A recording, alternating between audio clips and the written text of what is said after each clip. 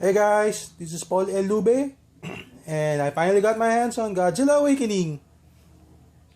Yeah, this is the official prequel to the 2014 Godzilla film, and as you may have noticed, it's the trade paperback version. Now, I know there's a hardcover edition of the Godzilla Awakening, but yeah, if I have to choose, I'd buy the trade paperback because it's cheaper, and basically I'm end up paying for the same content. I can't really tell the difference between the hardcover and the trade paperback, but yeah, hardcover just has a hardcover.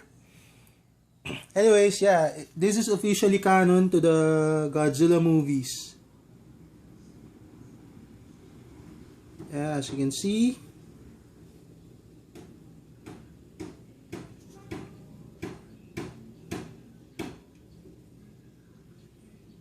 I'm going to review Godzilla Awakening.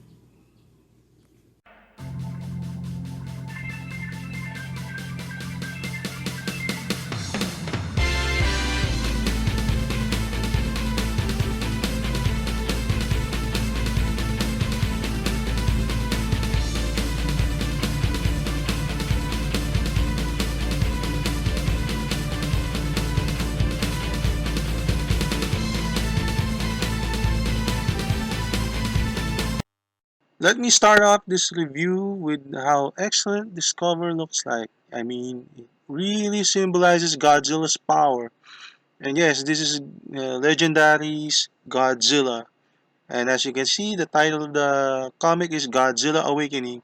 This is a prequel to the Godzilla 2014 film. And let me tell you this, this comic is a lot better than the film itself. Now, why did I say this comic's better than the film? Well, in the film, we only get to see what 30 minutes of Godzilla. Max is 40 minutes. But in this comic, you actually get to see Godzilla more often. And yes, he's fighting an enemy that is known or was named Shinomura. And let me tell you this, the Shinomura is much cooler than the Mutos that Godzilla fought in the movie. I mean, the Shinomura has this ability to grow by killing organisms, making it part of himself, and at the same time, it uses radiation to, well, to feed on it. Yeah, every creature in the past feeds on radiation. Another thing to know is that the Shinomura and Godzilla have been enemies, and their rivalry goes back 250 million years ago. And Godzilla was the top predator that keeps the Shinomura in check. And since the Shinomura feeds another organism, Godzilla is the one that prevents it from getting too big since the Shinomura is predatory. Yeah, and it's a big threat. Yeah, when the Permian extinction occurred, the radiation in on planet Earth was reduced, and every creature must find a way to survive. These creatures feed on radiation. Godzilla survived by being innovative. He actually rested in the sea until he was awakened by a bomb. And then the Shinomura was also awakened in the present timeline. And yeah, Godzilla's and the Shinomura's animosity continued in the present timeline. The Shinomura was wreaking havoc and, of course, terrorizing people.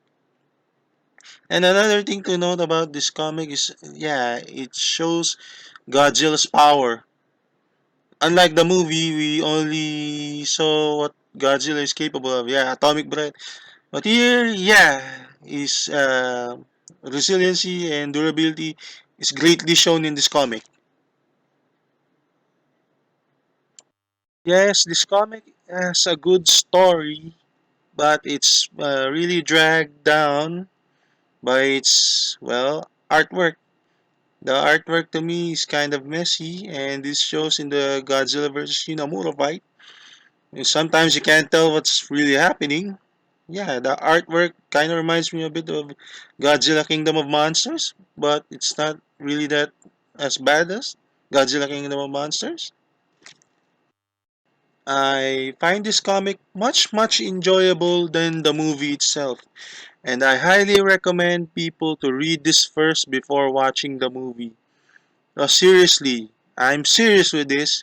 The comic is much better than the movie. And what's my verdict for this comic? Well, yeah, good storytelling that's only messed up by the artwork. So technically, it's not that bad. And yes, this comic has Godzilla in it and shows the power of Godzilla. So I'm giving it an 8 out of 10. Seriously, it deserves that.